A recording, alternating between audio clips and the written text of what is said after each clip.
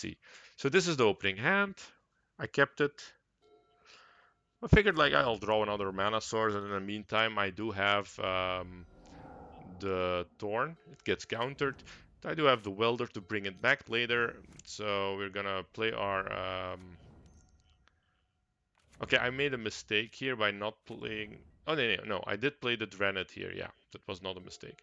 So the Dranet is after the challenge. I thought like I need to do some changes to the list. I'm going to try instead of the Canonist because the Canonist didn't really pop up that much, almost nowhere, and I still won. I still did well, and I kind of like the role of Canonist to stop breach and so on. And breach, yeah, does it really stop breach? If they can, yeah, I don't know. It does, kind of does, right? Yeah. Doesn't stop the Black Lotus from returning and so on. But here I just quickly finished the game off. He did a channel and then he just scooped. I don't know what exactly happened here. Did he misplay? I mean, did he have something for the channel? I really don't understand, but he just scooped here. So I'm not going to guess. He just, yeah, we just won. And even though we won, I didn't really board in correctly, I think. Like, I misread his deck a little bit. But then, yeah, he's on Oath. Now we know. There you have it. We have a Containment Priest. If it resolves, of course, yeah, that's good. If it doesn't, we'll probably just have to wait for another Priest or a Cage, basically. So Dranet with an Uba Mask in the sideboard, because we did see a lot of Karn action. So if you have a Karn online and a Dranet, you could actually get an Uba Mask, and they won't be able to cast any spells anymore, because when they draw a new card, Uba Masks make it go to the Exile Zone, and you can't cast anything from the Exile Zone if Dranet is alive. So that means they're just locked out of the game, basically. So that's something I wanted to try in this league. Before I go into the challenge again, if I do that, I have other ideas as well. So we'll see. And I also added a plateau because in all the games that I played and saw Justin play, I realized like plateau is actually not bad. Like you do have a lot of non-human white spells and red spells, so, Deafening Silence, the Archon, the Welders, and Shaman. So, yeah, one plateau is actually not bad, and I got one Caverns for it. I mean, Caverns is important, but a bit less important if you can actually have a Welder plan, bring back the lock pieces. So here we just lose. We don't really have anything going here because the priest was dealt with, and he can Karn now, and then yeah, from there on, you know what happens. I mean, it's not going to end well for the team. All right. Okay, so this is the third game in round one. Here we have a hand that is perfectly keepable because it has mana, it has the Thalia to protect the priest, and well, the priest is obviously the answer against Oath, and he's probably going to tap out for playing the Oath, and then we can just priest them. Oko is a threat though, but I'm assuming that with a Thalia on turn one, we're fine against that. Keeping the Wasteland online, and then yeah, you don't need to be very like greedy to waste, but here I always wait until damage step. If they then flow the mana, I go to second main and I cast my stuff anyway. So here is a Daze on the Archon. Good play. I kind of use the Archon to bait here, though I would have liked that it resolved. I think the Priest is more value here because he still has time to hardcast an Oath of Druids and just Oath up and win. So I didn't want to cut myself off a Priest like that. Here we have a priest because it was uncounterable, and he decided like this is too fast, this clock. I was a bit worried about a braid and then oath, but I think there is now enough momentum, and there's also the ensnaring bridge lurking in my hand. So even though if he can oath, it's still not enough because he needs to deal with the bridge as well, and there is a welder active. So yeah, you have it. Game one in the league is ours. Then let me also adjust the thingy round 210.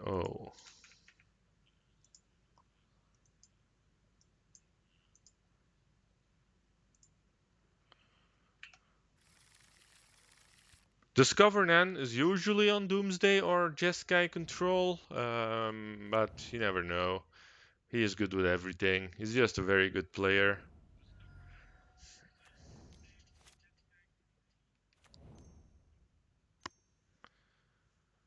Decided to start off with the Thorn. If it gets countered, I still have the turn 1 silence.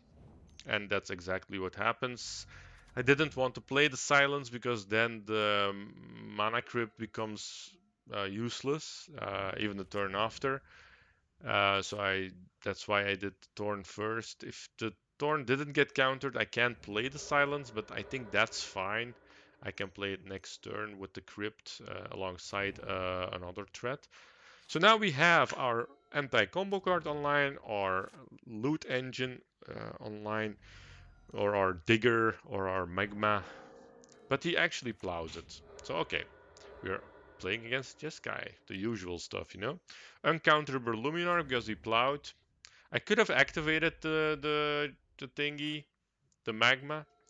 I decided to not do that, and now he can't really deal with this Luminarch anymore.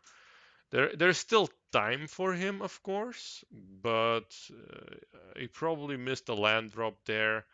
And he's like, okay, I'm not gonna get back into this game anymore.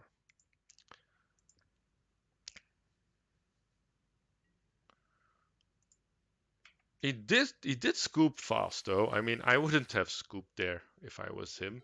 I don't know what he saw that I didn't see, but he probably had a really bad hand, and the Lumi is gonna kill him in 3 turns.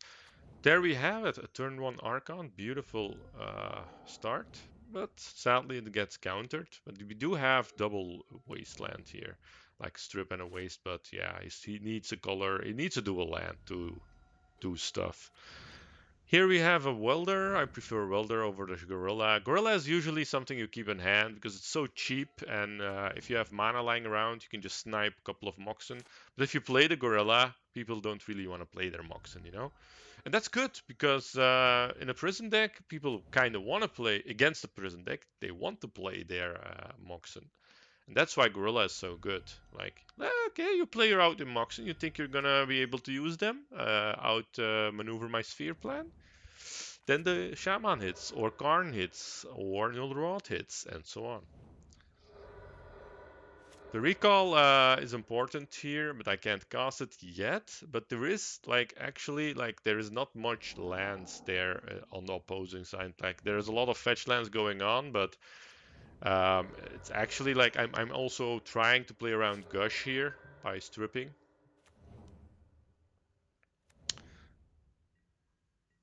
and wasting.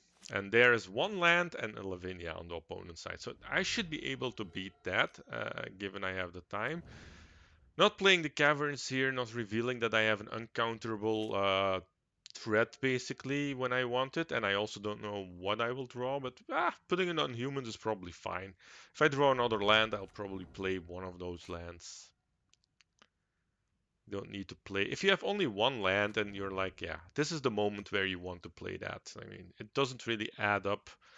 Keeping it in hand is way better, especially with Mana Crypt and all right, now we can get back at swinging before the crypt actually deals too much damage, and he gets rid of like the Talia Heretic as well. So yeah, a lot of plows going on, but it just doesn't stop this deck. People, yeah, play plows and Arcanist and so on, but It's not a fun place to be in as a control prison deck that kind of wants to use his creatures to control the game. It's bad, but it also just doesn't really work. You can plow, but that means you're not doing broken stuff. But yeah, if they don't have a plow, then all your like an Archon online is just so much more devastating. So you do need some kind of removal if you're on a blue control deck. So I get that. Another plow. So it's really getting disgusting, by the way. Treasure cruising into more plows and then use digging constantly like that. And here is again our lovely card of the week, Luminarch, enabling me to swing with my army of tutus. Giving this welder, like here, he plays the Moxen and he's trying to bust out a deck. He had enough, even though he will lose these Moxen to the Gorilla Shaman. He needs to make progress, and he didn't find anything good, and he knows he's going to lose his Moxen, and I will be bumping up this Gorilla Shaman and attacking more and more and more. I don't know what we get here. I can't really draw.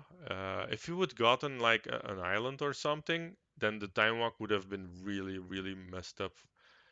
Really good.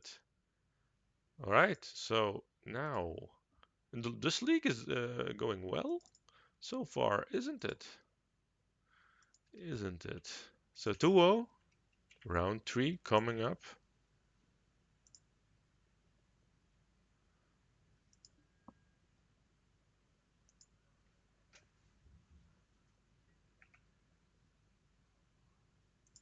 We won the die roll. And I mulliganed that first time. It went a bit quick, sorry. I'm not controlling this. I just want to go waltz throughing to these games, basically.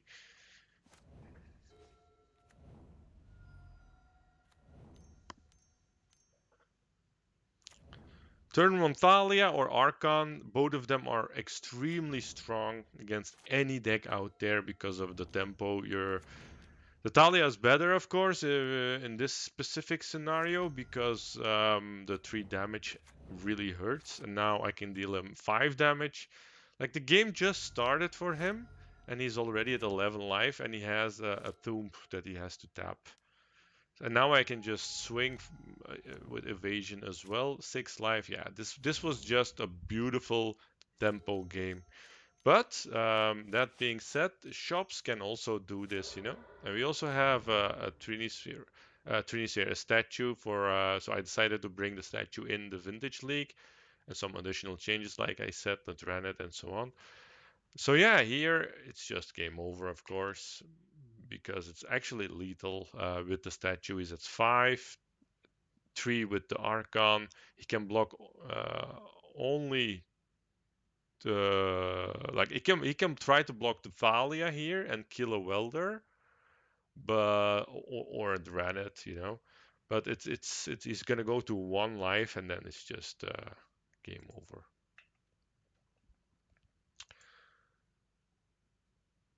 Let's see if he has something to say about that in game 2, because that wasn't fun for my opponent. So I keep this hand. It looks really good, but it could be really bad as well if the opponent has a, what is it? A turn 1 golem. Yeah, good luck with getting value out of that recall now.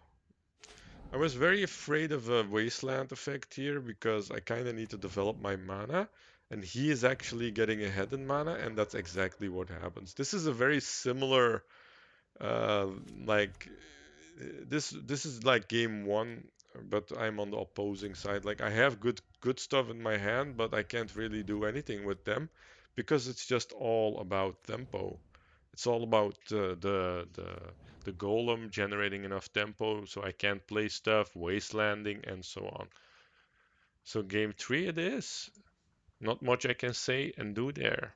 Even though I had like maybe a little bit of outs like Lotus and then a Heroicus Recall, but I needed them way, way earlier than that.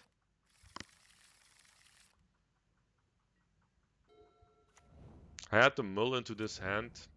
It isn't the best hand, but it's a very good 5 hand, a wasteland and a deck. So, but then that happens.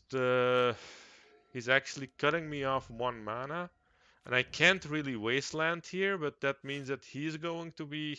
I should have wastelanded here, obviously. And then he didn't have a second land, I think. I don't remember. Yeah, he did have a swamp, and he could have played the Soul Ring then, and then the Sphere, so it would have been still fine for him. But yeah, if I would have top decked the red source just now, I would have been able to snatch the Soul Ring, even though at the cost of my deck. I would have probably done that, and because I can then play my Golos and then so on and so on, and then the bridge, and I'll take the game over from there, I think. But that didn't happen.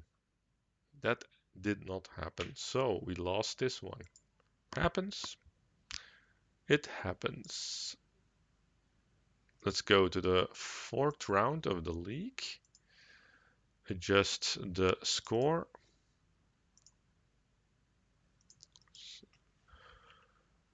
Round 4. Score is 2-1.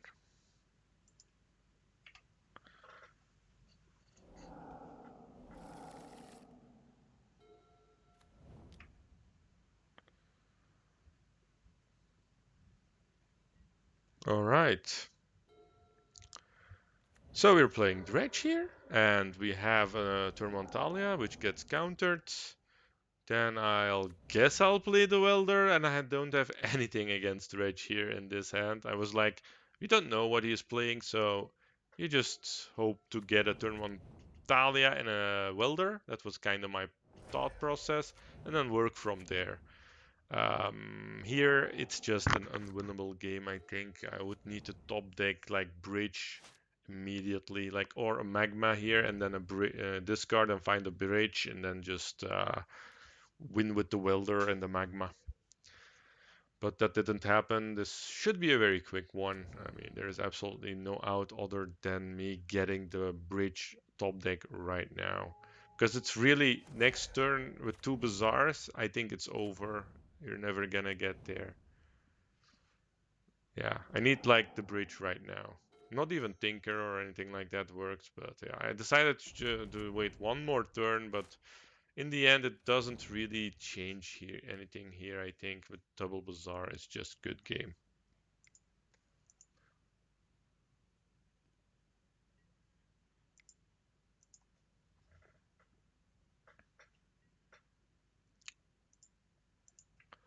All right, let's go to game 2. This time we are boarded, of course. Side out the Karn, the basic Pariah, bring in like Blightsteel and Golos.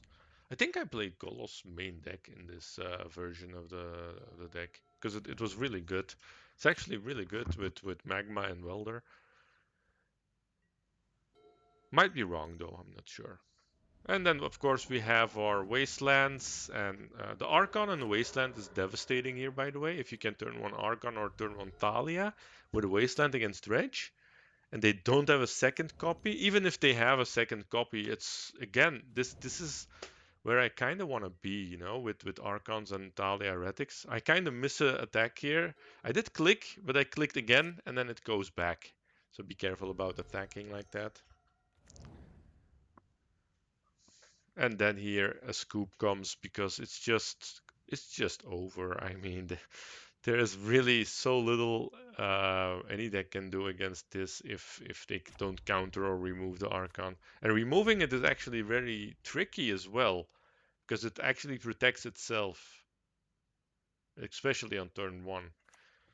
It forces them to have like power and yeah, because that's the only like even power doesn't really kill it because you play the Mox on color Mox and then you can't do anything anyway because of the like it doesn't allow you to play.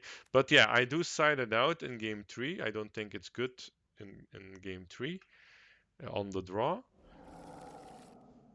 I bring in another artifact removal probably to fight hollow ones. It's really a different game when you're on the play or on the draw.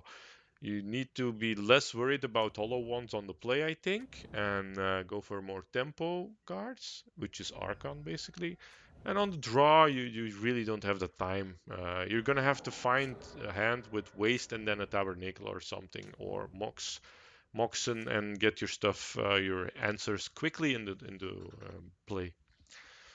We do have a Talia here. I go for that. I do have the priest, so I'm kind of relying or banking on it. He is wisely holding up the wasteland to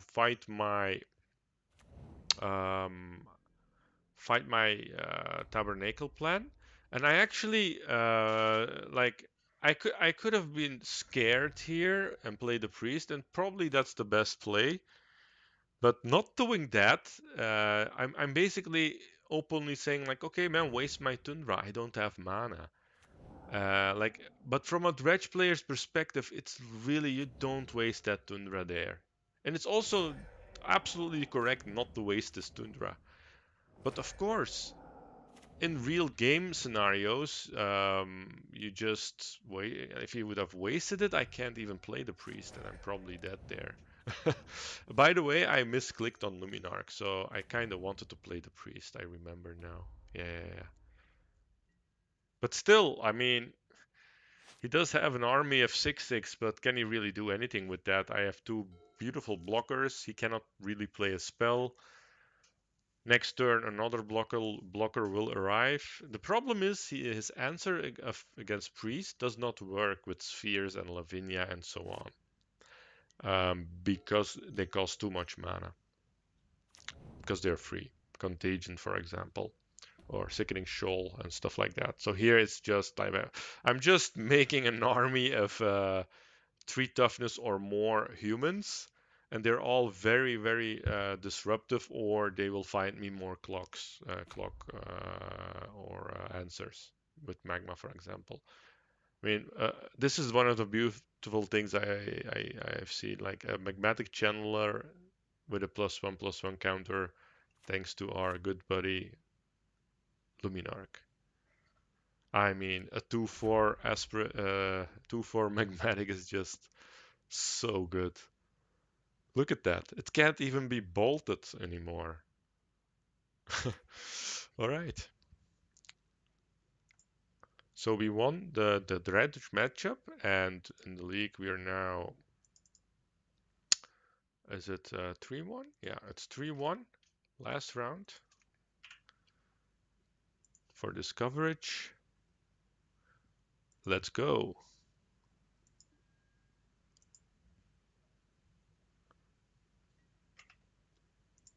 Josh! It's Josh! Very nice. Okay, we have a hand here that I kept off the back of Crypt and Trinisphere, but I am worried as hell. Like, I don't know if this Trinisphere will resolve, or I will ever get a land that can cast Magmatic, but I do. So, because I do, I'm happy to. Uh, I'm also playing around Days here in case that's relevant, but he does counter the Trinisphere, and absolutely right to counter that. I mean, you don't want. Wait until your third land drop to play spells. So it's a good play to counter that. That being said, if I get a Goblin Welder anytime soon, then yeah, I'm just gonna get back the Trinisphere, and then you sit there with your Force of Will. You're like, okay, that was not good. Okay, now this is an excellent top deck because it will allow me to make his recall, which he probably got on cost 2, and that's a place you want to be, and you don't really care about the 2 mana draw 3 or preordain or whatever, because you have a lot of mana going, and you're gonna be able to discard your null rod to find another relevant card. And it again here very important, like this is why another reason why I like Magma. When I designed the deck, I will say this, like Leovold is on my radar, Narset, and then Hullbreacher and so on. So I don't want something that draws basically, which is Dark Confident or Magmatic. I did play a lot with Mini Jace, but yeah, I wouldn't do that right now because of the Pyroblast and all these anti-draw cards. Even Spirit of the Labyrinth is a card that's played. Now we get a nice little Karn. He's attacking it, of course, and there's the Oof. Now here, Oof is very, very disruptive for me at this in this board state because the Crypt is going to deal me damage and so on. I do find a nice Caracas, which will bounce the Leovold here, and I play a second Magmatic, and I have a Thalia to protect my Karn. Let the turn tick up a little bit, even though there's a threat of Assassin's Trophy. Um, yeah, and he's actually going for the mana denial plan here. I think, yeah. And I'm like, okay, if at least I get one bounce out of it. Like, you're gonna have to spend your turn to recast Leovold, and there's the Welder, and here the fun starts. This is a very good illustration of what can happen with Welder and Karn. I should have probably gotten the Golos immediately, um, but I thought like, okay, you know what? You're wasting me. I kind of want to get that Crucible in range of what's going on here, and he's going to get rid of the Thalia. I'm okay with that actually. I'm not okay with losing my Karn, so I kind of chump block here. And I decided to not loot with it here. Keep the Crucible in hand. You never know if he kills the Welder or not. I prefer to have the Crucible there.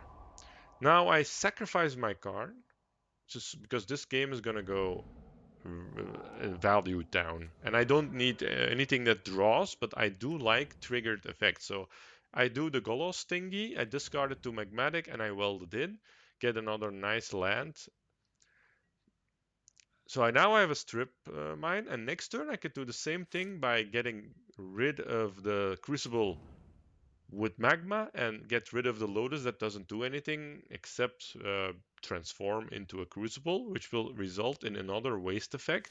I know he will get cards out of it, so the, I will wait with the turn that I will be doing that. And I also don't yeah, here I give him the card from Neovolt, and that's why I want to wait with it. Do it in the turn where you really can strip like two or three at the same time. But for some reason I decide to strip here anyway.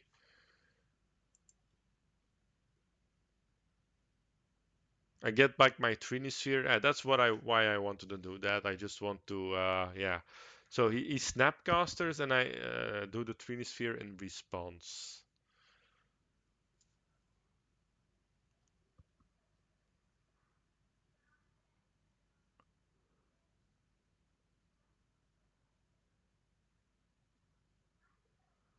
So I don't know why the program is frozen right now. Should just continue. Is the clock running? Yeah, the clock is running, so he's thinking about it.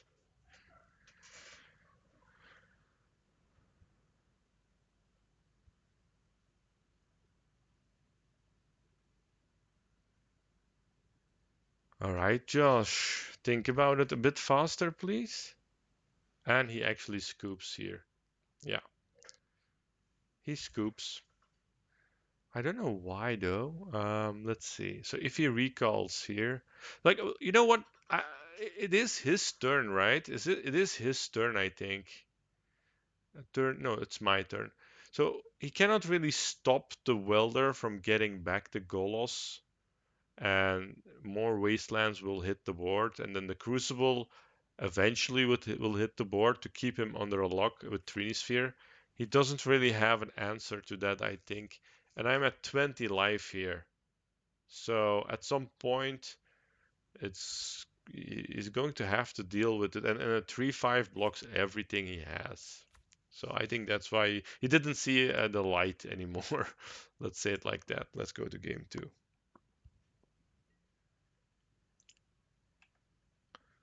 The final game, uh, like not the final game, but the final round, basically in this vintage league. Right now, the score is 3-1.